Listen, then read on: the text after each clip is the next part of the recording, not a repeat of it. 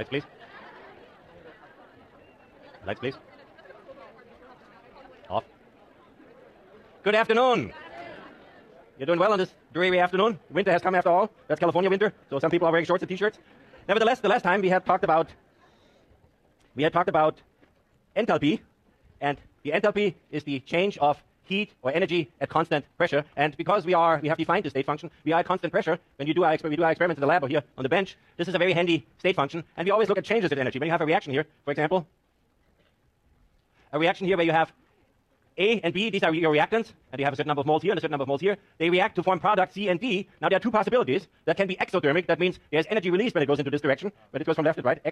Oh, okay. There's too many buttons for the professor here. Okay, there's energy released when it goes from reactants to products. Then it's exothermic. That means the delta H is smaller than 0. That has a negative sign. Then, whenever you see a negative sign for a reaction enthalpy, you know that's an exothermic reaction. That means you can look at heat as a product. You can put a plus E here, for example. Plus E, that would be heat as a product. Now the other possibility is that the reaction does not go. You have to put in energy, real energy, not just activation energy. Don't misunderstand that. You have to put in energy. You have to heat up the reaction, or so in some other form you have to put in energy to make it go. And then it's endothermic. The change in the enthalpy of reaction for such a reaction here would be larger than 0. That would be a positive value. And you could look at this as energy would be a reactant. You put this here, E plus this here, okay? This will help you in understanding things a little bit better in the future. And you have the enthalpies, these enthalpies of formation. So you look the enthalpy of formation up of this here, of A and B and of C and D, and they are tabulated. Of course, they have been measured by people, and they measure this. These are all relative to each other. We have said that the elements in their standard state, the enthalpy of formation of oxygen, for example, in its standard state, that's O2, is 0. The enthalpy of formation for hydrogen, A2, is 0. The enthalpy of iron is solid in its natural state, or cobalt, or nickel, and so on and so on. If they are in their natural state, this is 0. This is set as 0. Now, there's two possibilities.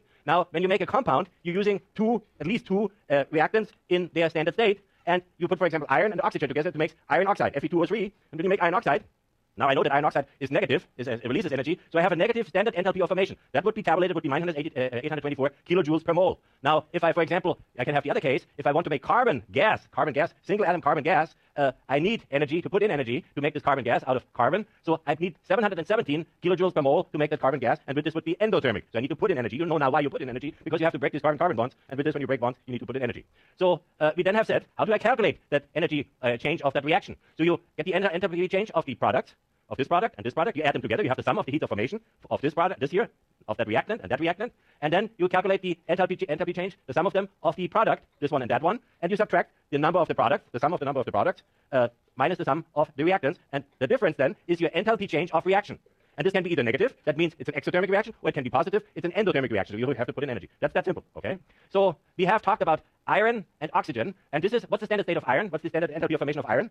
And the standard enthalpy of formation is oxygen. So you won't get it out by calculating it, you have to measure it. You measure it in a calorimeter, and I will explain that to you in a little while what a calorimeter is, and so you react this with each other, and we know this is negative, so that gives off heat when it makes Fe2O3. Let's do that now, and iron is the stuff they have in countries and the areas of this country here where they have snow and they have to salt the streets, so the car is rusting and not doing so well. That will, of course, that's an irreversible reaction. You can't get iron oxide on your car making back to good car parts, okay? That's an irreversible reaction. And that means so that the iron reacts with the oxygen, so the surface of your car is always exposed because you have salt and so on, the painting is damaged, and you react with oxygen to make iron oxide, and if that iron oxide, that is a slow process. Of course, the cars don't rust very fast. It takes years and years and years, but if you look at a car that's 20 years old in the Midwest somewhere, it looks pretty bad, actually, okay? At least when they had winters there. Now, we do this very fast. We do a super fast rusting. We take liquid oxygen, and we take iron, and we take some steel wool, and that steel wool, we're going to heat up a little bit to activate it, and then V is Karen, and and then we're going to put it into liquid oxygen, and we do a super accelerated rusting. So that should be, obviously, that's an exothermic reaction, otherwise Karen wouldn't put that shield in front of there. And so she has now iron oxide. Okay, I'm sorry. I look like a donut. Did it look like this donut hole there from the distance? Like a chocolate donut hole? Look at how blue that oxygen is. And you know why it's blue? Because the electron, the spin flips. Okay, picks up energy, releases, picks up, releases. That you should answer that question. Why does it make it blue? Okay, I explained it many times. That makes it blue because it takes the energy out of the visible light. Okay, we are ready. So now let's see that I get out of your way. That was super fast rusting. You see that? Wow, look at that. So was this exothermic or endothermic? Okay, that's what that negative sign says here. And of course we accelerated it a little bit. It says minus 824 kilojoules per mole. You had quite maybe a quarter mole or something. Thank you very much, Karen. So the answer you see here, this was all exothermic because it was all negative, and the answer with this was minus. I did not ask that because I asked the question the last time. Yes, I did ask the question the last time. Okay, alrighty. Okay, now, then we had at the end of the last time, and I did ask you that question one time, is that right? Okay. At the end, we had a thermite mixture. The thermite mixture is iron oxide, Fe2O3, and aluminum mixed in 1-to-1 ratio. And I'm asked the question then, what is delta H? No, that's not the question. That's the question. Oh, I have it twice here. No, that's the question. Which of the following react with IFE2O3 to produce molten iron? So you know, of course, now that's aluminum because you have this aluminum and the iron oxide. Now, if you look at the aluminum oxide has minus 1676 kilojoules per mole, and iron oxide has minus 824 kilojoules per mole. So if you have iron oxide and you react this with aluminum, what will the aluminum do? It will try to make an oxide, and with this, it will release a lot of energy, minus 1676 kilojoules per mole. And so this shows you here the reaction of iron and oxygen was Fe2O3. That's what we had already, and this was minus 824 kilojoules per mole. And now you have this and this together, and you have oxygen around. So that means the aluminum will make aluminum oxide, Al2O3, with this giving off this kind of energy, yeah? Minus 1676 kilojoules per mole. And this is so much energy that it will melt that iron oxide.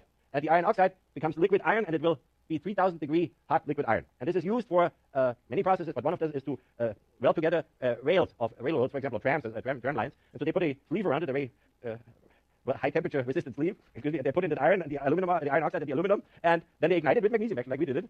And then it has this melted iron around the railroad, the rail, and they take off the sleeve, let it cool down, and then they grind it down, and they have a perfect weld. So it's very difficult to weld at these high temperatures. The Hindenburg, for example, I don't have a lot of time, but the Hindenburg, remember the Hindenburg? You weren't there. I don't remember it either. It was in 1936. You ever heard of the Hindenburg disaster? Yeah. That was a dirigible, a balloon, how you call it, a zeppelin, which runs around here now. Yes, they used hydrogen. Now they used helium. Helium that was filled with hydrogen, and it made this transatlantic crossing. And when it came down, it was hit by supposedly some lightning, or it was not really, it was a discharge, and the whole thing exploded. And it was a real disaster. And this was an iron structure, essentially, the dirigible.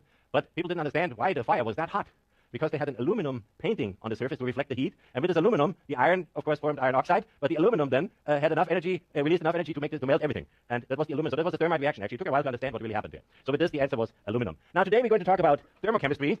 And we talk about human thermochemistry and how we use our energy and how much energy certain food items have. And let's have a little bit of fun with this, and I hope. But first I need to explain to you, when you have your yogurt and you look at the back of the package, it says 150 calories. How do they measure that? They burn it, exactly. They burn it in a calorimeter. And first I need to tell you a little bit about heat capacity. There's energy, the energy that is required to raise the temperature of an object, in this case yogurt, by 1 degree, okay? Varies from material to material. Of course, yogurt is not a homogeneous material. It doesn't have a very clear heat capacity. But the specific heat capacity is joules per Kelvin or degree per gram. So the energy needed to heat 1 gram of a substance by 1 degree is the heat here. The energy, the heat is times the mass, what you have 1 gram. The specific heat you look up and the change in energy you have. This was a question in the homework, okay, 10.6. And the trick there was that you first the melting of ice. You had to do the melting of ice first. Use that formula here for the melting of ice, and then you had to have the heat of, what was it? Was it fusion? The fusion heat. And you had to add those two together, and you got the answer. That's pretty well explained in the book on 1 full page. They go through a very detailed example. But it caused quite a bit of problems for some people. But this was something which is relatively simple, and you're going to do this in the lab. So the molar heat capacity, this is per gram, and this is per mole. We have a little s here. That's the specific heat capacity in gram, and the molar heat capacity has a sub m here. And this is the heat needed to heat 1 mole of substance by 1 degree. And this you just make sure that you use the right heat capacity. Of course, we're using this a lot here.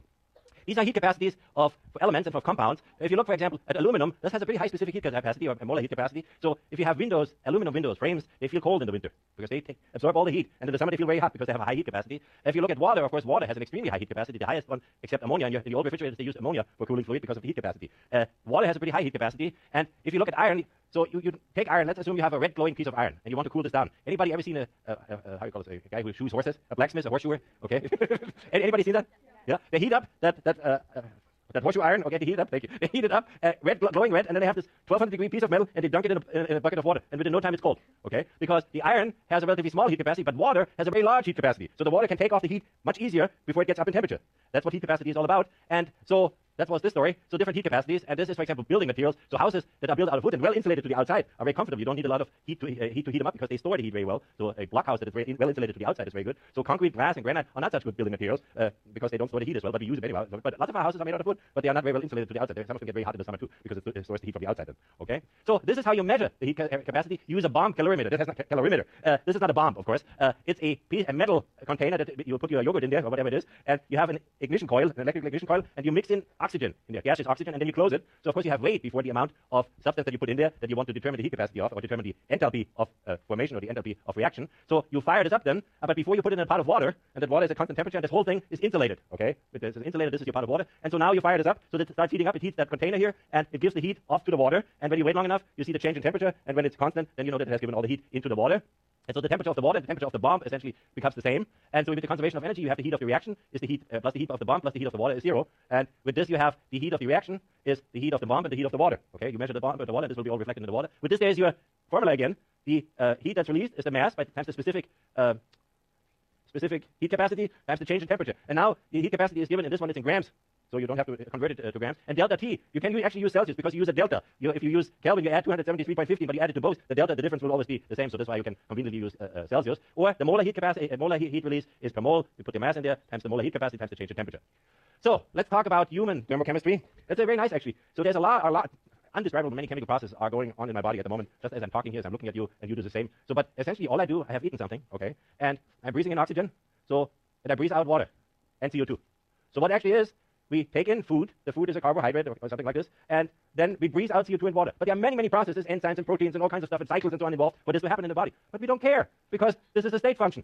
I'm just interested, what do I start out with my carbohydrate and oxygen, and what I have at the end, CO2 and water. And the difference in energy, that gives me the energy to operate and to work here. All right? So if you look at the yogurt little container, it says 150 calories there, but actually that's a lie. These are not 150 calories. For the food industry, they're 150 calories because the number is relatively small. But for us, that's the big C. The big C, that means 150,000 calories, your yogurt, okay? You're eating there right there, 150,000 calories. You said, oh, I'm staying so slim, you know. So that's the first thing. It's the big C, okay? 1 calorie is actually on the back of any food thing is 1 kilocalorie, 1,000 small calories. That's what we use in chemistry. Of course, it's a small number. And then they stayed with the old system, smart as they are, because the old system had 1 calorie, and the new system uses a joule. And 1 small calorie is 4 times more, 4.118 times more in joule. Of course, they don't give it a joule because the number is bigger, all right? So they like to stay in calories, okay? So there's 2 things. So you can give energy, we use joule usually, and the calorie, the small calorie, is 4.18 joule. So you multiply this with 4.18, roughly with 4 if you want to estimate, in order to get it in joule. Now, what's interesting for us is, how much energy do we use?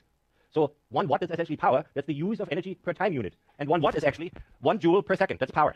And so let's see how much power we're using. About 100 watts per second. 100 watts per second. You and I, as we sit here, it's about 100 watts per second. Just to keep the basal function, breathing and living and sitting there. You start thinking about Chem 1A, 200 watts, okay? Or you start really solving that problem, 300 watts, okay? Or you get angry with the professor, 500 watts, okay? All right, so this is how we expend our energy. And so many of you know that the FDA recommended daily intake is 2,500 calories, is that right? So that is 2,500 calories with a capital C per day. So 2,500 calories with a capital times 4 to get it to joule is about 10,000, okay? 10,000, but we have 1,000. 10,000 times 10 to the third, 10,000 times 1,000. What's that? It's 10 to the 7, is that right? Yeah, it's 10 to the 7 joules per day. This is the daily intake of an average person in order not to gain weight, in order not to lose weight. Of course, metabolism are different at times, and so some people need a little less and some people need a little more. And so with this, that means that is 10 to the 7 joules per day, and divided by the day has about 86,000 seconds, let's say 100,000 seconds per day. So you get about 100 watt all day, all right? If you just do your regular job. You get 100 watt, that's the power that you use every second, all right? So now, as I said, this is 100 watt. If you sit there and don't do much, that's when you use 100 watt. Just to maintain your gradients, your chemistry gradients in your body and to get all the functions function normally. When you walk slowly, 2 kilometers per hour is very slow walk. I mean, it's not a snail walk, okay? It's going here from here to Clark Kerr campus and back, that's about 2 kilometers, okay? So you can do this in about 10 minutes or 15 minutes, and then you would be running. But if you walk it slowly, you use about 100 watts. And 100 watts is, if the sun shines at a 1 square meter surface at an efficiency of 10%, that's what it absorbs, that's about 100 watts, okay? So, yes, good morning. So when you think about Chem 1A, of course, the blood pressure goes up and everything else, so you're using a lot more than 100 watts. So wouldn't that be great if we eat cold food, okay? You eat cold food, now the body has to warm it up to body temperature. So the body has to work hard, isn't that right? To warm it up, cold food. So now, that means if you, that's a long story, I'm not going to tell that one. So let's assume you drink water. Cold water from the tap is about 12 degrees. You drink cold water from the tap, 12 degrees, a glass of water is about 200 milliliters. Density of water, or specific heat. Specific heat is 1 calorie per Kelvin per grams, okay? So you have the specific heat, there's your formula, I'm going to give you your formula back. No, where is it? I need the formula. Where is it? Wait. Okay. All right. There it is. That's the. So you would have the diet where you drink cold water all day long in order to lose weight. Don't do that, please. Okay. How many glasses of cold water per day would you have to drink to lose weight? So you are 2,500 calories your average intake. So what you have? That's the temperature difference. It's 25 degrees. You go from 12 Celsius to 25 Celsius. You have the mass here. You don't have the specific heat, and you have to change the temperature. You should be able to calculate how many what heat is released. With this, I think you should think about this and give me an answer. Is it 1 glass, 20 glasses, or 500 glasses? That's just a theoretical question. We are not making any rational thinking. It's just a mathematical, chemical. Yes, you would. Exactly. Don't do this. I said you don't do that, okay? So this is our large calories, remember? So then that's actually 25,000? Yes. No, 2,500 times 1,000. I said this right, 2.5 million.